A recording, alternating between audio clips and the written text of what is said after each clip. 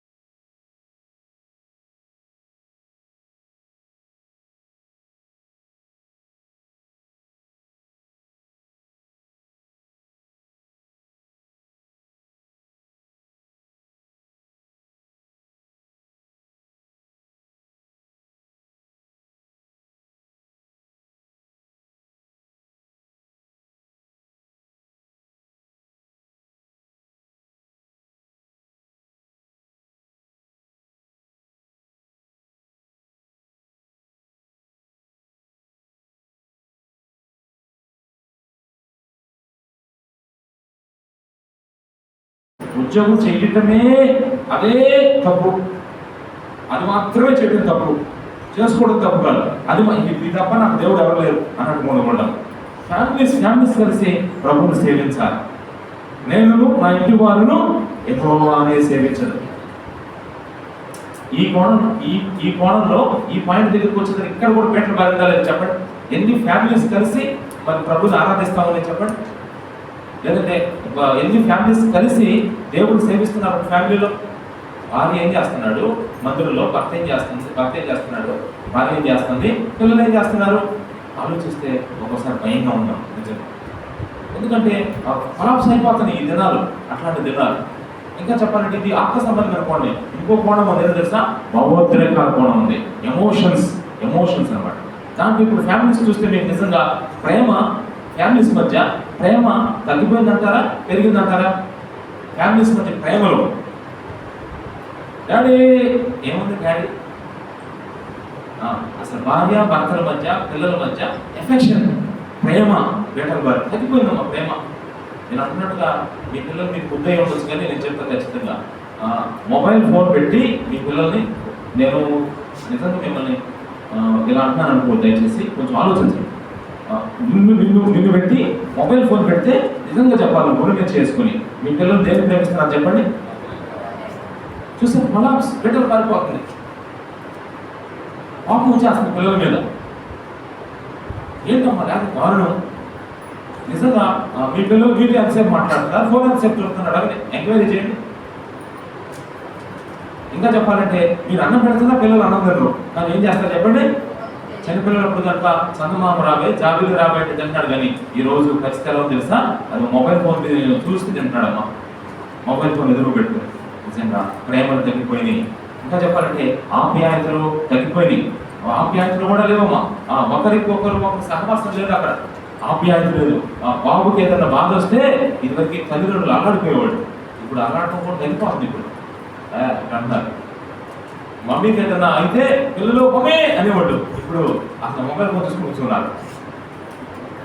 అసలు ఎవరికైతే చిన్న దెబ్బ తగ్గితే అమ్మ అని చెప్తే ఏందమ్మా ఆప్యాయత. ఈరోజు మొన్న సెల్ ఫోన్లో ఒక చిన్న న్యూస్ పంపించారు, ఏంటి తెలుసా, వాడు అమ్మగారు పాప అనారోగ్యంతో బాధపడతా అప్పుడు బాగా హార్ట్ అటాక్ వచ్చేసింది, ట్యాబ్లెట్ అంటారంటే పక్కన దూకి సెల్ ఫోన్ చూస్తున్నాడు అని ఆగిపోయింది.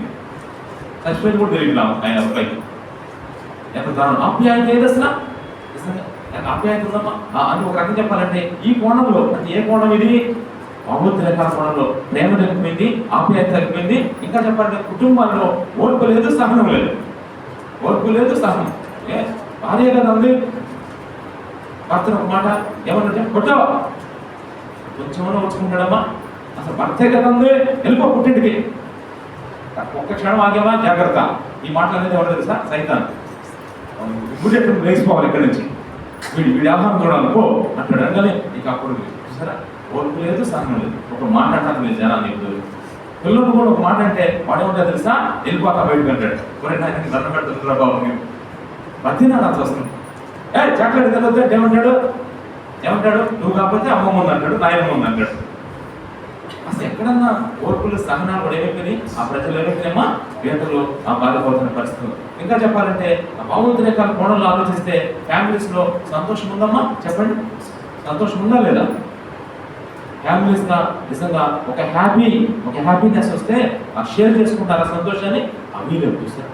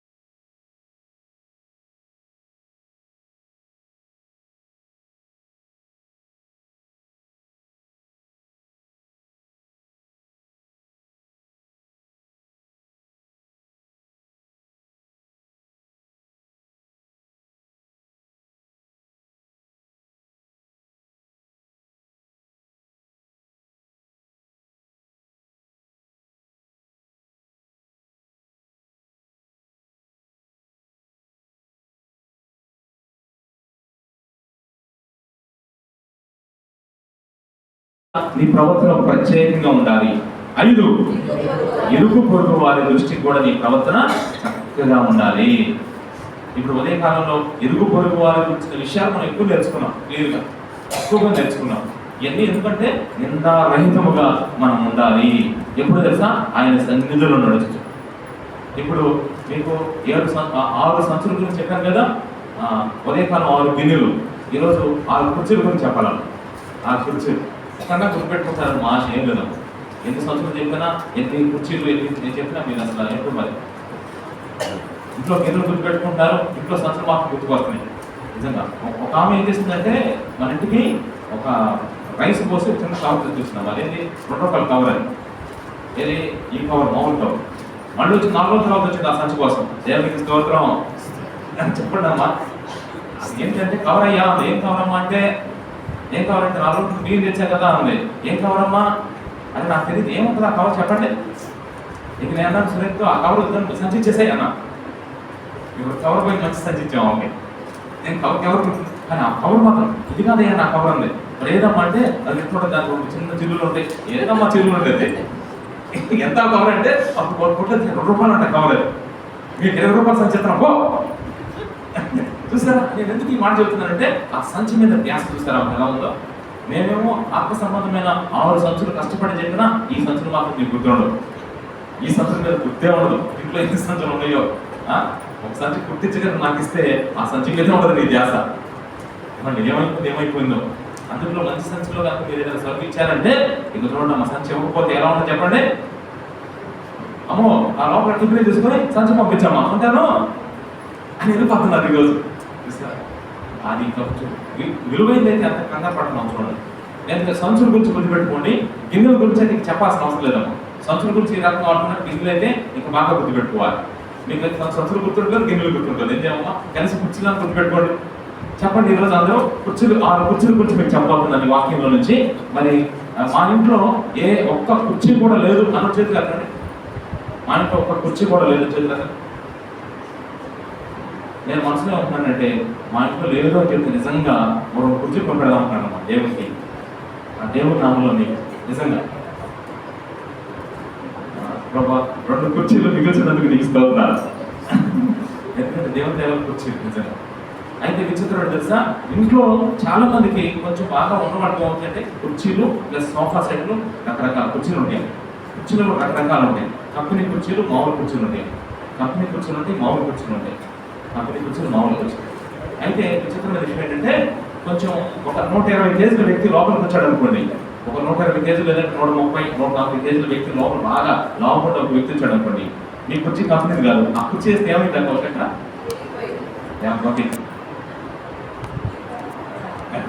ఏమైంది చెప్పండి. భయం వేస్తుంది అటు లోపల కూర్చాము, అమ్మ ఆ కుర్చీ వెళ్ళిపోద్దు అయ్యో అంటారు ఇట్లా. అదే విధంగా సోఫా ఉంటే చక్కగా కూర్చోవచ్చు నిజంగా. ఇప్పుడు ఒక ఇల్లు ఉంది, ఆ ఇంట్లో ఒక వ్యక్తి ఉన్నాడు, అతను యేసు ప్రభువుని నమ్ముకున్నాడు. అతను కొత్తగా కొన్ని కుర్చీలు తెచ్చుకుని ఇంట్లో పెట్టుకుంటే ఆ కుర్చీలు చాలా మంది వస్తున్నారు, కూర్చుంటున్నారు. కుర్చీలు వచ్చినాయి, చాలా మంది వస్తున్నారు. విషయం చెప్పిన అతను కొన్న కుర్చీలో ఆ ఊరి ఎమ్మెల్యే కూడా కూర్చున్నాడు. ఓ రోజు ఆ వ్యక్తి ఒక ఆయన లోపలికి వెళ్తానంట, ఈ కుర్చీలే ఆ కూర్చో ఏంటో ఈ కుర్చీ అంటే ఎమ్మెల్యే కూర్చున్నాడు. అయ్యా ఎమ్మెల్యే కూర్చున్నాడు, నేను కూర్చోకూడదా? పర్వాలేదు కూర్చో ఎమ్మెల్యే కుర్చీలో కూర్చొని ఏంట్రా ఒక ఫోటో అన్నాడమ్మా. దీన్ని ఎమ్మెల్యే కుర్చీలో కూర్చుంటే ఏం చెప్పండి, ఆ ఫోటో తీయించుకున్నాడు. ఇప్పుడు వచ్చింది చెప్పిన ఆ కుటుంబంలో ఉన్న దరిద్రం మాత్రం పోలేదు, ఆ కుటుంబంలో ఉన్న ప్రాబ్లమ్స్ మాత్రం క్లియర్ అవ్వాలి. ఒక రోజు ప్రార్థన చేస్తున్నాడు కూర్చొని కొత్త కుర్చీని తెచ్చి కొత్త వాళ్ళ ఇంట్లో తెచ్చుకుంటావు, మళ్ళీ ఇన్వైట్ చేస్తున్నావు, నీ రోత బతుకు మార్పలేదు, నీకున్న దరిద్రం బాగోలేదు అన్నాడు దేవుడు. మరి నాకు అయ్యగల ప్రభు ఉంది, ఏముందంటే నాకు కావాల్సిన కుర్చీలు నేను కూర్చుంటానన్నాడు దేవుడు. నాకు కావాల్సిన కుర్చీలు నేను కూర్చుంటానన్నాడు. నీకు కావాల్సిన కుర్చీలు అంటే ప్రభు నాకు చెప్పవా అన్నాడంట. ఎక్కడుంటే చెప్పు ప్రభు, ఎంత కష్టమైన వెళ్తాను, ఎంత ప్రయాసైనా ఇన్ని డబ్బులే అప్పులు ఎక్కడ వెళ్తాను అన్నాడు. అయితే నువ్వు అప్పు చేయక్కర్లేదు, డబ్బులు పెట్టక్కర్లేదు, నేను చెప్పిన పనులు చెయ్యి, కుర్చీలు అయ్యే ఒకటి వెళ్తానన్నాడు. సరే చెప్పు ప్రభు అన్నాడు. 1 కుర్చీ 1 ఎందుకు తెలుసా, మొట్టమొదటి కుర్చీ ఎస్ ప్రభు కూర్చునే కుర్చీ ఇది. ఎందుకు తెలుసా, ఆ కుర్చీ పేరు ఘనత. ఏం చెప్పండి, ఘనత అంటే అర్థం తెలుసా, మన ఇంటిలో ఎవరికి ఘనత రావాలి, దేవునికే మహిమా యుగ యుగములకు కలుగునుగా. ఎవరికి? ఇప్పుడు దేవునికే. అబ్బాయికి ఉద్యోగం వచ్చింది, ఎవరికి మహిమ? దేవునికే. చూసారా? అలా ప్రతిదీ ఇంట్లో ఏది జరిగినా దేవునికే ఘనత రావాలి. ఘనత కనుక ఇంట్లో ఉంటే నేను అక్కడే కూర్చుంటానని చెప్పాడు. ఘనతకు ఒక కుర్చీ అన్నాడు. కుర్చీ కొని దాని మీద ఏం రాశాడు? ఘనత అని రాశాడు. ప్రభా ఇంకేం చేయమంటావు ప్రభు అంటే రెండో కుర్చీ తెలుసా? కృతజ్ఞత స్తుతులు, థ్యాంక్స్ గివింగ్, స్తుతి. మన దేవుడు ఎవరు తెలుసా? స్తుతి సింహాసన సీనుడా యేసు రాజా దివ్య తేజ. ఆయన ఎవరంట? స్తుతి సింహాసనాసీనుడు.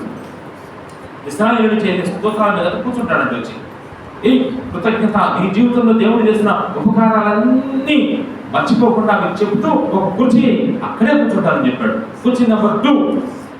కుర్చీ పేరు చెప్పండి? కృతజ్ఞత స్తుతులు. మూడో కుర్చీ తెలుసా? దేవుడు ఏమై ఉన్నాడు? ఆరాధన అనే కుర్చీ. చైర్. ఆరాధన అంటే అబ్బా నువ్వు ఎంత గొప్ప దేవుడు అయ్యా, ఎంత మహిమగల దేవుడు అయ్యా, ఎంత ఆశ్చర్యకరుడు అయ్యా, ఎంత అద్భుతకరుడు ప్రభా, నా జీవితంలో నాకు రక్షకుడుగా నువ్వేమై ఉన్నావో అని ప్రభుని బాగా ఆరాధన చేయడం అమ్మ. ఆరాధన ఆరాధన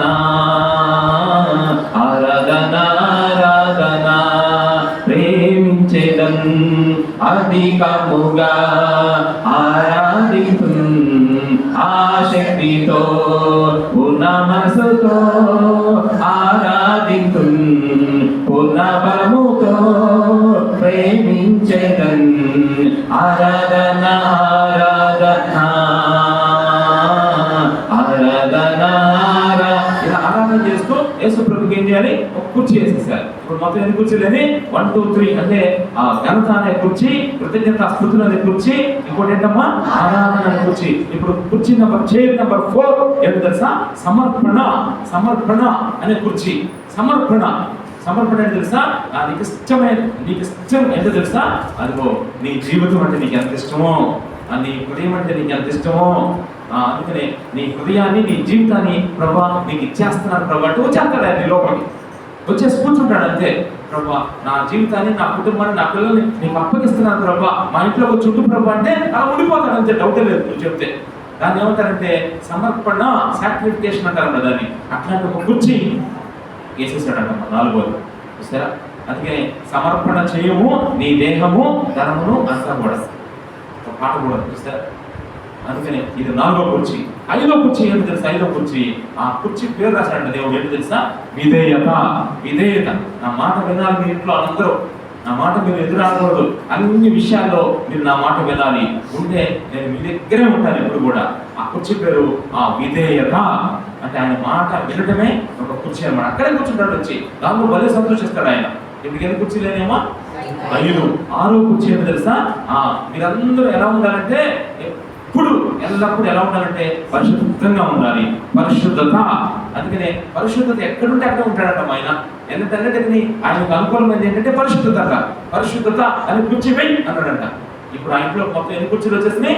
6 కుర్చీలు అంటమ్మా. 6 కుర్చీలు. ఇప్పుడు ఆశ్చర్యం చెప్పంటారా? నిజంగా ఒక్కొక్క కుర్చీలో దేవుడు కూర్చుంటూ అబ్బా ఆయన పదే అసలు పరలోకం నుంచి ప్రభు వచ్చి నీకు ఆయనతో టెస్ట్ చేసుకొని 6 కుర్చీలు. యేసు ప్రభువే నిజంగా ఆ కుర్చీలో కూర్చుంటాడంటే నీకు ఆ ఇల్లు ఎలా ఉంటుందో చెప్పండి అమ్మా. ఈరోజు నేను అడుగుతున్నాను, చెప్పండి. ఇంట్లో ఉన్నాయి ఈ కుర్చీలో ఎన్ని కుర్చీలు ఉన్నాయి? మొన్నేమో 7 సంచులు ఉన్నాయని చెప్పారు. నారాయణ గారు అంటే బలన్నారు కదా, ఆల్మోస్ట్ దగ్గరికి వచ్చేసారు అన్నాడు. 7 సంచులు. పర్లేదు, నేనేమనుకోలేదు.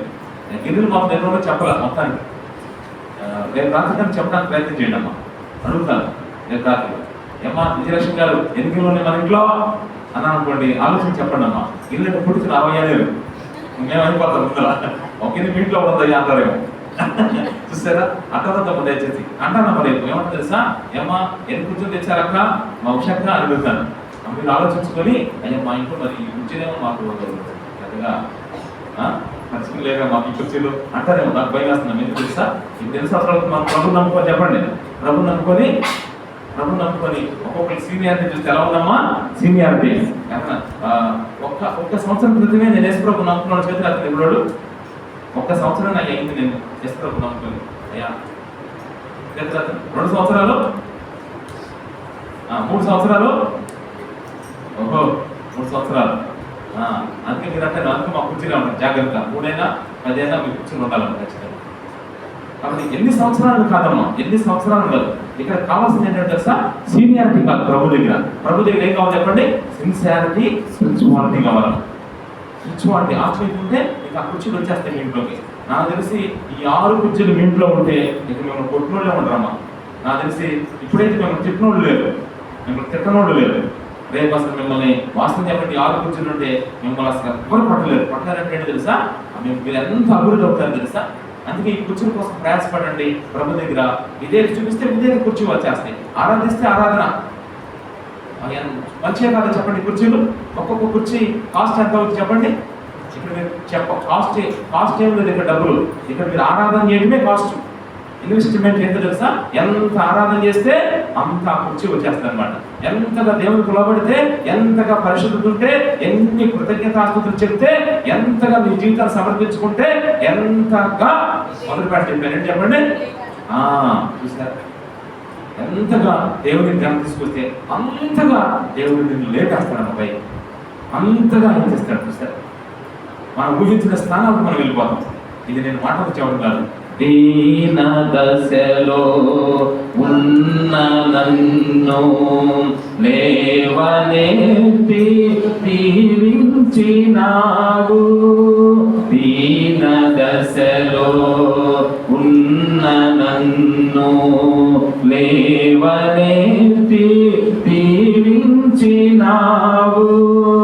నేను హింసని స్థానమునకు, నేను హింసని స్థానమునకు నన్ను హెచ్చించినావు, నన్ను హెచ్చించినావు. ఎంత గంభీరములు దేవా నీ తలంపులు, నీ కార్యములు. చూసారా, కాబట్టి 7 సంచులు 6 గిన్నెలు, క్షమించండి 6 సంచులు 6 గిన్నెలు 6 కుర్చీలు. ఇక రేపు ఉదయం ఏమవుతాయి కనిపెట్టుకోండి. రేపు ఉదయం మరో కారు రాబోతున్నాయి, రేపు రాత్రి మరో కారు, అన్ని 6లే.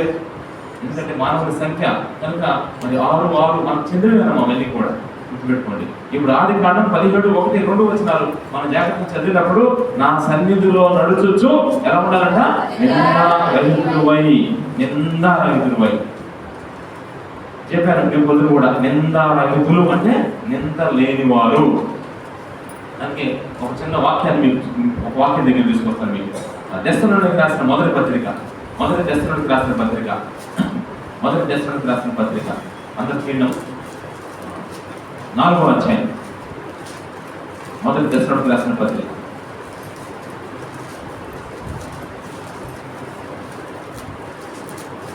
5వ అధ్యాయం 23-24 2 వచనాలు చదువుదాం. సమాధానకర్తయ్యకు దేవుడే మిమ్మును సంపూర్ణముగా పరిశుద్ధపరచునుగాక. మీ ఆత్మయు జీవమును శరీరమును మన ప్రభు అయిన యేసుక్రీస్తు రాకడ యందు అండలించండి మాట, నిందారహితముగా సంపూర్ణముగాను ఉండునట్లు కాపాడబడునుగాక. మిమ్మును పిలిచినవాడు నమ్మకమైన వాడు గనుక అలాగూ చేయును. సార్, అలాగూ చేయును. ఎలా చేస్తాడు చెప్పండి, నిందారహితముగా. అంటే పరిశుద్ధ పరుస్తారని చెప్తున్నాడు. ఎలా? నిందారహితముగా. ఈ మాట నాకు ఎంత కష్టం అనిపించిందో తెలుసమ్మా. ఈ మాట నాకు ఎంత ధైర్యాన్ని ఇచ్చిందో, ఈ మాట నా జీవితానికి ఎంత ప్రాముఖ్యత తీసుకొచ్చిందో, ఈ మాట నన్ను ఎంత ఆదరించిందో, ఈ మాటను పట్టుకొని నేనేం చేశానంటే తినేశాను. ఈ మాటను భలే తినేశాను. చెరుకు గడగని కత్తిపెట్టి నరికి చెరుకిచ్చాడు అనమాట. చెరికిస్తే చెరుకు పైన తీసి నోటితో ఆ లోపల ఉన్న చొక్క ఉంటుంది కదమ్మా, ఆ చొక్కని నవ్వుతా ఉంటే అర్థమైంది ఇది బెల్లం చెరుకు అని. అది చెరుకులో 2 రకాలు ఏమమ్మా, ఒకటి బెల్లం చెరుకు, 2 పంచదార చెరుకు. చెరుకు తిన్నప్పుడు మీకు ఇది బెల్లం పంచదారని మీరు పసిగట్టగలరా? ఏది ఇష్టం మీకు? నేను ఒక నలుగురితో చెప్పండి. ఇప్పుడు మీకు బెల్లం చెరుకు అంటే ఇష్టమా, పంచదార చెరుకు అంటే ఇష్టమా? చెప్పండి అమ్మా. కృష్ణకుమార్ గారు. బెల్లం. అయితే బెల్లం చెరుకు లాంటి వాక్యం అన్నమాట ఇది బెల్లం చెరుకు లాంటి. మీకు ఏది ఇష్టం అంటే జనం బెల్లం చెరుకు లాంటి మంచి వాక్యం అన్నమాట ఇది. నిజంగా ఎందుకు తెలుసా? నింద రహితంగా దేవుడు వేటిని కాపాడబడను గాక అని చెప్తున్నాడంటే 3 ఉన్నాయి ఇక్కడ. 3 అంట. ఏంటి ఆ 3 చెప్పండి? ఏమి నిందాలని కాపాడతానంటాడు? 3 ఏంటి ఆ 3? 1 ఆత్మ, 2 జీవం, 3 శరీరం. జాగ్రత్తగానండి. 3 in 1. మానవుడు ఎవరో తెలుసా? 3తో ఉన్నాడు ఇప్పుడు మనిషి. ఏదైతే మనందరూ చూడండి, ఆత్మ లేదు, ప్రాణం లేదు, శరీరం లేదు. ఇప్పుడు ఈ 3ని దేవుడంట సేవ్ చేస్తాడంట. ఆత్మనేమో పరలోక రాజ్యాన్ని తెలుస్తాడు. ఈ శరీరం ప్రాణం ఉంది కదా, ఆత్మ ప్రాణం 2వ కేంద్రం ఉంటాయమ్మా. ఆత్మ ప్రాణం 2 విడదీయడానికి బంధం అనమాట. అది ఆత్మ ఉన్న చాట ప్రాణం ఉంటుంది, ప్రాణం ఉన్న చాట ఆత్మ ఉంటుంది. 2 ఇంటర్లింక్స్ అనమాట. ఆత్మ అంటే ప్రాణానికి బలి లైఫ్ బాగా ఇష్టం అనమాట. అంటుందంట శరీరం ప్రేమించిన ప్రాణం, ప్రేమిస్తే శరీరం ఉండేది కాదు కదా. కాబట్టి ఇప్పుడు ఆత్మ, ప్రాణం, శరీరం ఈ 3 ఈ లోకంలో నింద లేకుండా ఉండాలి. నింద లేకుండా.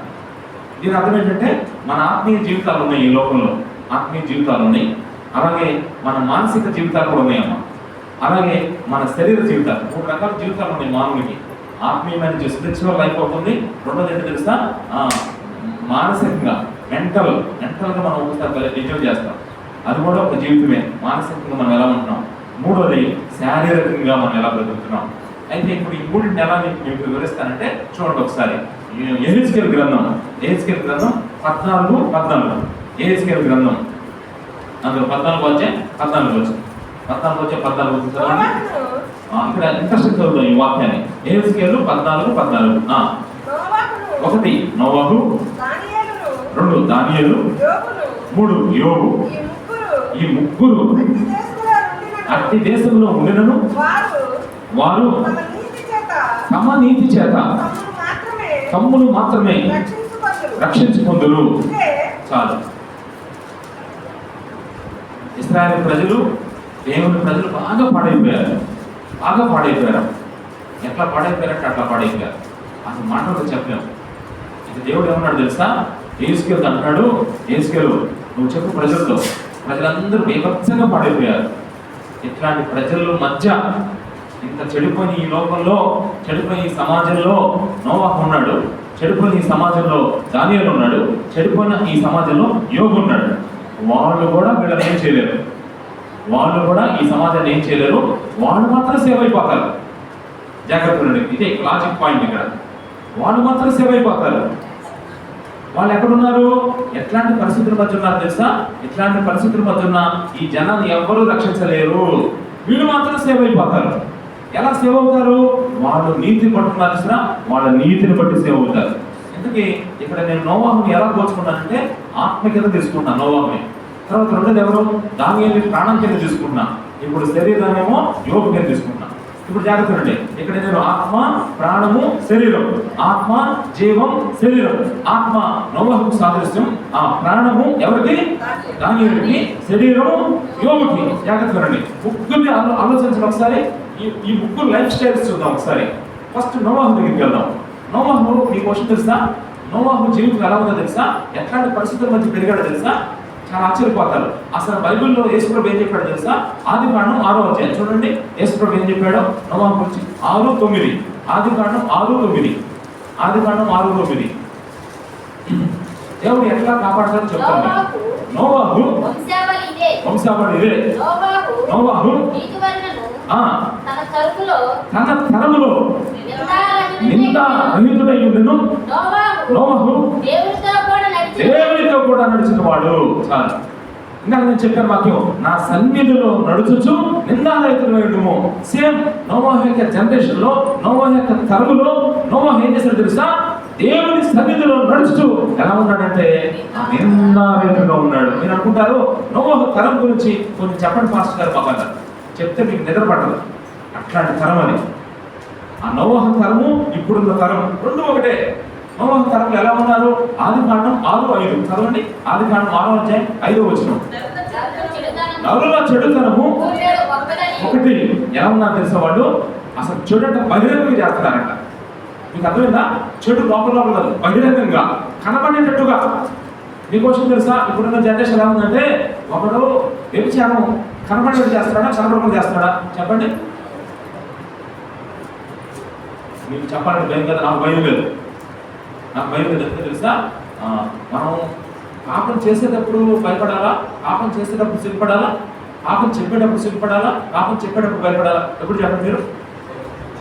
పాపం చెప్పేటప్పుడు కాదు, చేసేటప్పుడు భయపడాలి. చేసేటప్పుడు భయం లేదు, చెప్పేటప్పుడు ఎందుకు వస్తుంది చెప్పండి? చేసేటప్పుడు భయం లేకపోతే చెప్పేటప్పుడు ఎందుకు వస్తుంది? ఆలోచించండి. చెప్పాలంటే భయపడిపోతున్నారు చూసారా? చెప్పాలండి అస్సలు భయపడాల్సిన పని లేదు. అందుకే ఎందుకమ్మా భయపడతారు? ఎందుకు ఆలోచించిన ఒకసారి. చేసేవాడిగా భయం లేదు, చెప్పేవాడికి ఎందుకు ఉండాలంటారు. నేను కరెక్ట్ అంటాను కాదంటారా?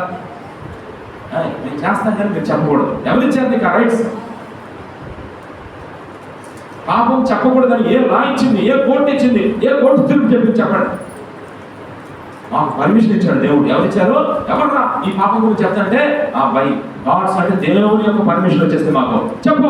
పాపమును గురించియో, నీతిని గురించియో, ఇదిగో తీర్పుని గురించియో జనాన్ని ఒప్పింపజేయాలి. ఆత్మ నియంత్రించి ఇదిగో వాళ్ళు పట్టబేలు చేస్తున్నాను, వాళ్ళ హృదయాలను బట్టలు అని చెప్తున్నాడు దేవుడు. బట్టలు పాపాలు. దేవుని వాక్యం చెప్తున్నప్పుడు దేవుని సేవకులు దేవుని యొక్క లేఖనాల నుంచి ఎత్తిపట్టి ఇది పాపం అని చెప్తున్నప్పుడు మనుషులైన మనుషుల యొక్క హృదయాలు పగిలి వాళ్ళ నుంచి బయటకు ఏమొస్తాయి తెలుసా? వచ్చేస్తాయి అమ్మ. ఏమని? ఆ పాపాలు బయటకు రావాలి. వేటల బారిన హృదయం నుంచి, బండవారి మొద్దు బారిన ఆ హృదయాల నుంచి నోవహు ఎటువంటి తరములో భక్తి చేశాడు తెలుసా? బయటికి చెడు, నిజంగా బయటికి చెడు చేస్తుంటే నాకైతే నేను అక్కడిస్తే బయటికి ఈరోజు సెల్ ఫోన్స్ లో, మొబైల్ ఫోన్స్ లో అందరూ ఏం చూస్తున్నారు చెప్పండి? అశ్లీల దృశ్యాలు చూస్తున్నారు, అశ్లీల చిత్రాలు చూస్తున్నారు. ఈరోజు ఇది వరకైతే నిజం చెప్పాలంటే రహస్యాలు కూడా ఈరోజు దుష్టులు, దుర్మార్గులు తెరలకి వెండి తెర, చిట్టి తెర, పులి తెర తెరకెక్కించేస్తున్నారు. దారుణంగా చీకటిలో చేసే పనులు, ఆ రహస్యంగా దేవుడు ఆ ఒక ధర్మాన్ని చేపట్టి అవన్నీ కూడా సిగ్గులేని మనుషులు ఈ తరములో ఏం చేస్తున్నారు తెలుసా? పట్టబయలుదేరుతున్నారు. కావాలని చూడండి, సీరియల్స్ అవే, సినిమాలు అవే, ఎంత భయంకరమైన సినిమాలు వస్తాయంటే అంత పాడైపోతారు ప్రజలు బహిరంగంగా. సరిగ్గా నోవహు దినాలు ఈ దినాలు అయితే గుర్తుపెట్టుకో, నువ్వు ఎలా ఉండాలి తెలుసా? నిందారహితంగా ఉండాలి. జాగ్రత్త. నీ ఇష్టం వచ్చినట్టు చూస్తానంటే కుదరదు. కళ్ళకు పంచపొద్దు, జాగ్రత్త.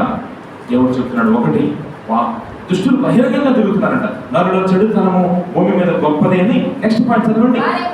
వారి హృదయం యొక్క ఆలోచనలు చాలా లోపల కూడా చెడిపోయారంటమ్మా. వీళ్ళు చెడు బయట ఉంది, చెడు లోపల ఉంది. ఈరోజు జనానికి లేదు చెడు లోపల లేదని చెప్పండి. లోపల చెడు లేదమ్మా. నేను అంటాను, ఇంట్లో బండల మీద మురుగుంటే కనపడుతుందా లేదా నీకు? మరి బాడీ లోపల, బాడీ పైన మురుగుంటే కనపడుతుంది, బాడీ లోపల మురుగుంటే కనపడుతుందా? ఏంటా మురికి? చూడలేని తనం, అసూయ, కక్ష, జలస్సి, ఇగో, ఇవి కనపడవు చూసారా?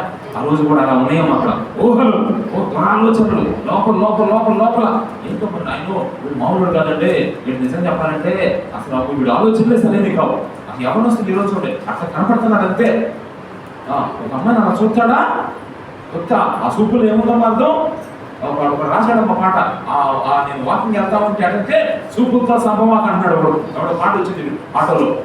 ఆటో వీడు చూడండి అసలు ఆ పాట పెట్టుకుని వెళ్తున్నాడు. దాంట్లో 5 ఉన్నారు, వాళ్ళు కూడా లేడీసే. వాళ్ళకేం అర్థం కాక బాగా అయిపోతుంది అని అంటారు. వాళ్ళకేం తెలుసు? ఆ పాట తెలిస్తే వాళ్ళు పడతారు అక్కడే. చూపులతో సంపద అంటారు చూసారా? చూపులతో చంపేదేమో నాకు అర్థం కాదు. ఈరోజు చూడు, పాపం ఎక్కడి నుంచి వస్తుంది? ఇప్పుడు లోపల, బయట పాపం, లోపల పాపం. తర్వాత దానికంటే ఎల్లప్పుడు చూస్తారు, ఎల్లప్పుడు అంటే ఎప్పుడు జరుగుతూనే ఉంది. అంటే నోవహు జనరేషన్ ఒకసారి ఆలోచించండి ఎంత భయంకరంగా ఉందో. తర్వాత అదే ఆదికాండం 6:5 అయిపోయింది. ఇప్పుడు చూడండి ఒకసారి 6:11 చదవండి. 6:11 చూసారా? ఇక్కడ 6:11 దౌర్జన్యాలు చేస్తున్నారంట ఆ రోజుల్లో. ఈ రోజు ఏదమ్మా దౌర్జన్యాలు చెప్పండి, ఉన్నాయా లేదా దౌర్జన్యాలు? వామ్మో నిజం చూడండి. అసలు ఆ ఇల్లు వాళ్ళది, పొలం వాళ్ళది, కానీ ఇల్లు గురించి కథనం చేస్తారు చూడండి. దానిలో అదేమంటే నాకు ఎదురు చెప్పేవాడు ఎవరు, నాకు ఎవరు చూద్దాం డబ్బులు తీసుకుని ఇస్తున్నారమ్మా, డబ్బులు నేను ఏం తీసుకుని చేసుకోపా. ఏంటమ్మా ఈ దౌర్జన్యం? పాపం ఆ రోజు బాధపడుతున్నారని చెప్పి పాపం డబ్బులు ఇచ్చారు, ఎక్కడ కూడా బతుకుతారని చెప్పి రూపాయి వడ్డీకి ఇచ్చారు. మరి అట్లా తీసుకున్నట్టు ఎవరు అవుతా?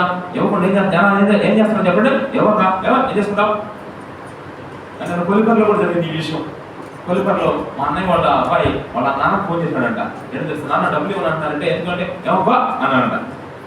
ఇప్పుడు మామూలు కాదు, ఏడు మామూలు కాదు. మన నాకు ఫోన్ చేసి అంటున్నాడు, ఏం చేయాలి అన్నాడు. ఏం చేయాలి? ఏడు ఉన్నాయి వాళ్ళు వేసుకున్నప్పుడు నమ్ముకోలేదు, అందుకే ఏడవన్నా. చూస్తారా ఎందుకు ఈ మాట వస్తుందంటే నాకు నిజంగా చూడండి అలా దౌర్జన్యం చేస్తున్నారు కదా, నేనేం చేశాను అంటాడు. మరి అదే నేను లోపం పరిస్తానయ్యా, నువ్వేం మాట్లాడుకుంటూ పోతే పోయింది అనుకోవాలంటే ఎట్లా అంటాడు. అది చెప్పాలి మరి సమాధానం. నేనేందుకు నా సంబంధం మీ ఇష్టం చూసుకోండి. దౌర్జన్యాలు ఎక్కువైపోతున్నాయి ఈరోజు. నిజం చూడండి, ఆ లోకంలో కూడా ఆడపిల్లలు చక్కగా వెళ్తుంటే యవనస్తులు కొందరు పురుషులు వాళ్ళ మీద దౌర్జన్యం చేసి లేకపోతే ఒక అమ్మాయిని తీసుకెళ్ళి ఏం చేస్తారో చూసారుగా, మరి దారుణంగా చేసేసి అతను పెట్టడం పంపేసి ఎన్నో మీ దౌర్జన్యం వస్తుంది. గమనించారమ్మా రైట్స్, ఇది చట్టాలు చూడండి ఎన్నో ఉన్నా కానీ ఉపయోగలేదు. జనరేషన్ అలా తయారైంది. కానీ విచిత్రం చెప్పిన అంత దౌర్జన్యం. అదే 6వ అధ్యాయం 12 దేవుడు చెడిపోయి ఉండెను, భూమి మీద చాలు. చూసారా, ఇప్పుడు ఇంకో 2 పాయింట్ చెప్పాను. దౌర్జన్యం ఉంది, మార్గాలు కూడా చెరిపేసుకున్నారంట. అంటే ఒక్కళ్ళ మార్గం సరిగ్గా లేదమ్మా, స్ట్రైట్ మార్గం లేదు, అది ఒక్కరొక్కరు మార్గాలే. చెప్పండి, ఒక్కళ్ళ మార్గాలు సరిగ్గా ఉన్నాయమ్మా? మార్గాలు అంటే ఏంటి? వాళ్ళు నడుచుకునే నడకలు ఎలా ఉన్నాయి చెప్పండి. పిల్లల నడకలు ఎలా ఉన్నాయి? యవనస్తుల నడకలు ఎలా ఉన్నాయి? మధ్య వస్తువుల నడకలు ఎలా ఉన్నాయి? చూడండి, అన్ని చెరిపేసుకున్నారు. ఇప్పుడు చూడండి నోవహు తరం ఎలా ఉందో చూడండి. ఇక్కడేముంది ఇంకా మత్తయి సువార్త 24వ అధ్యాయం. ఇప్పుడు కరెక్ట్గా చదివండి. మత్తయి సువార్త 24వ అధ్యాయం 38 వరకు చదవండి. ఇక్కడ కొన్ని పాయింట్లు ఉన్నాయి. 24, 38 మత్తయి సువార్త 24, 38.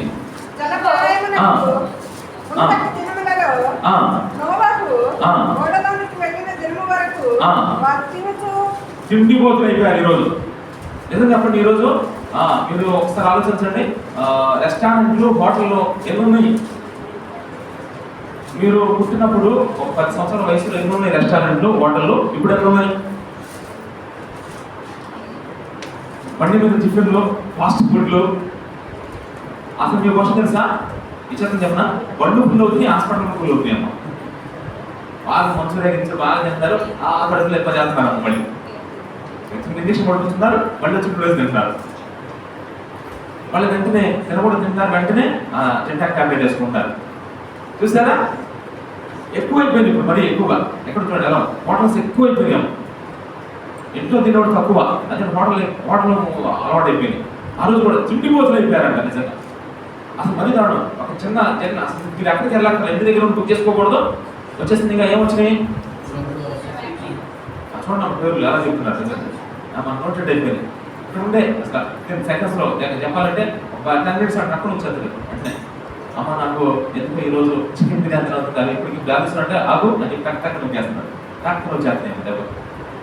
చూస్తారా, అంటే నిజంగా ఎంత తిండిపోతులో చూసి తిండిపోతుంది ఈరోజు. నేను చెప్పాలి నిజమమ్మా, ఇది చెప్పడం కాదు, నిజం చెప్పడం మీరు కాదా? అవునా చెప్పండి ఒకసారి. అసలు నిజంగా ఒక్కకి ఎన్ని చట్నీలు అక్కడ ఉన్నామా? ఏం చేయాలి అర్థం కాకుండా ఎన్ని చట్నీలు. ఒక హోటల్కి వెళ్తే వచ్చేసి అల్లం చట్నీ, ఏమా మామూలు శనగపిండి చట్నీ, మళ్ళీ బాంబే శనగలండి ఆ చట్నీ, మళ్ళీ కారం, మళ్ళీ నెయ్యి, మళ్ళీ మిక్స్ చేశాడు.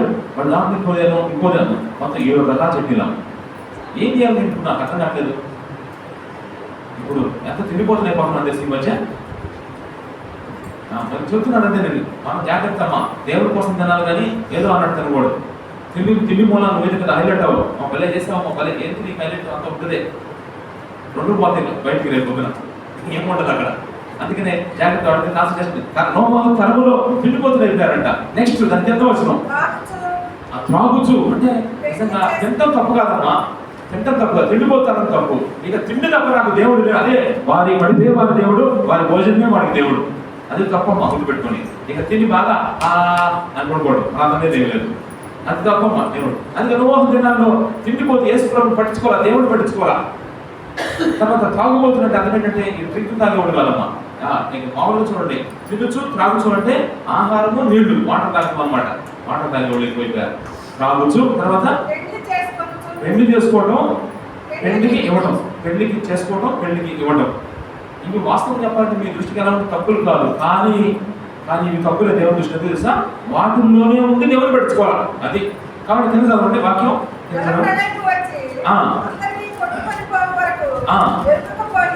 అని విచిత్రం ఏంటంటే తింటున్నారు, త్రాగుతున్నారు, పెళ్లి చేసుకున్నారు, కానీ వీళ్ళకి ఒక విషయం తెలియదా? ఏ విషయం తెలియదు నారాజు గారు? జలప్రళయం వస్తుందని. దేవుడి సెకండ్ కమింగ్ కరెక్ట్గా చెప్పండి. ఇప్పుడు మన ఊర్లోనే ఎక్కడ తీసుకోవద్దు, మన ఊర్లో యేసు ప్రభు మొదటిసారి వచ్చాడని ఎంతమంది తెలుసు? కొద్దిమంది తెలుసే ఉంటున్నాము కదా. ఇప్పుడు చెప్పండి, రెండవసారి యేసు ప్రభు మరలా వస్తున్నాడని ఎంతమంది తెలుసు చెప్పండి? ఎక్కువ మంది తెలుసా? మీకు అదే మాలోకం అంటే ఎవరి తెలియదు. రెండవసారి నిజంగా ప్రభు వస్తున్నాడనే విషయం తెలుసా చాలా మందికి. మన టార్గెట్ అదే. అయ్యా యేసయ్య మొదటిసారి వచ్చేసాడు, రెండోసారి వస్తున్నాడు. కానీ పాపం నోవాహు జనరేషన్లో నోవాహు ఫ్యామిలీకి తప్ప ఇంకెవ్వరికి తెలియదంట. ఎంత ఆశ్చర్యంగా చూడమ్మా. అసలు నిజంగా ఇప్పుడు మనకు యేసు ప్రభు లేని వారు ఎంతమంది ఉన్నా కానీ నువ్వు నిండారైతే ఉండలా. నీకు ఒక పాస్టర్ ఇచ్చాడు దేవుడు, బైబిల్ ఇచ్చాడు, ఒక సంఘాన్ని ఇచ్చాడు, తర్వాత కుటుంబ ప్రార్థన ఇచ్చాడు, ఉపవాస ప్రార్థన ఇచ్చాడు, కృతజ్ఞత కూడికి ఇచ్చాడు, ఆరాధన కూడికి ఇచ్చాడు, కష్టల కూడికి ఇచ్చాడు, ఇంకా చెప్పాలంటే అవుట్ ఆఫ్ కూడికి ఎన్ని ఇచ్చినా నువ్వు నిండారైతే లేదు. ఆ రోజు నోవాహు ఒక్కడే ఆ కుటుంబంతో ఉన్నాడు. చుట్టుపక్కల అందరూ తిండిపోతులు, తాగుపోతులు, తిరిగిపోతులు. ఒక రకంగా చెప్పాలంటే అసలు జలప్రళయం కొంచెం కూడా తెలియదు వాళ్ళకి. అయినా నోవాహు ఎలా ఉన్నాడు చెప్పండి? నిందారహితుడుగా ఉన్నాడని ఎంత స్పష్టంగా చెప్పాడు దేవుడు. మరి నోవాహు నిందారహితుడికి ఎలా ఉన్నాడు అంటే దేవుడు చెప్పిన మాటే విన్నాడు, దేవుడి మీదే విశ్వాసం ఉంచాడు, దేవుడిని హత్తుకున్నాడు, ప్రార్థన చేసుకున్నాడు, వాక్యం చదువుకునేవాడు, కుటుంబాన్ని చక్కగా నడిపించేవాడు, తన తరములో దేవుడితో నా సన్నిధిలో నడుచు నిందారహితుడు అయి ఉండము అనే మాట కరెక్ట్గా సూట్ అయింది నోవాహుకి. అంటే నోవాహుకి ఆత్మ ఇప్పుడు జలప్రళయం వచ్చినప్పుడు ఎంతమంది తప్పించబడ్డారు? నిందారహితులే తప్పించబడతారు. నిందగలిగిన వాళ్ళందరూ మునిగిపోయారు. నిందించబడే వాళ్ళందరూ నిందారహితుడైన నోవాహు ఫ్యామిలీ ఏమైనా చెప్పండి? భయంకరమైన ఆ ఉగ్రతమ్మ, ఆ జలప్రళయం వచ్చినప్పుడు వీళ్ళు సేవ్ అయిపోయారు. అంటే దీని అర్థం మన ఆత్మని ఆ విధంగా కాపాడతాడు. మరి మన ఆత్మను దేవుడు రేపు ఆ విధంగా కాపాడబోతున్నాడు. నీ ఆత్మ ఇప్పుడు ఎలా ఉందంటే ఈ పాపిష్టి జలం మధ్య, ఈ పాపిష్టి లోకంలో ఎంత భయంకర, అమ్మో ఎలా కాపాడుతాడంటే నీకు తెలీదు. నోవాహు అయితే తన నీతి చేత కాపాడుకున్నాడు. ఈరోజు మీకు గుడ్ న్యూస్, మీకు ఒక అద్భుతమైన వార్త చెప్తున్నాడు తెలుసా? ఈరోజు నా నీతి ద్వారా నా ఆత్మ దేవుడు కాపాడు. నా నీతి ఎవరో తెలుసా? నా నీతి 1 కొరింథీయులకు రాసిన పత్రిక 1వ అధ్యాయం చివరి వచనం చదవండి. 1 కొరింథీయులు 1 చివరి వచనం చదవండి ఒకసారి. నా నీతి ఎవరో చెప్తాను మీకు. అందుకే నాకు ఈ ధైర్యం. అది ఎలా వచ్చింది రవి? 31 చదువు, అది చదవండి.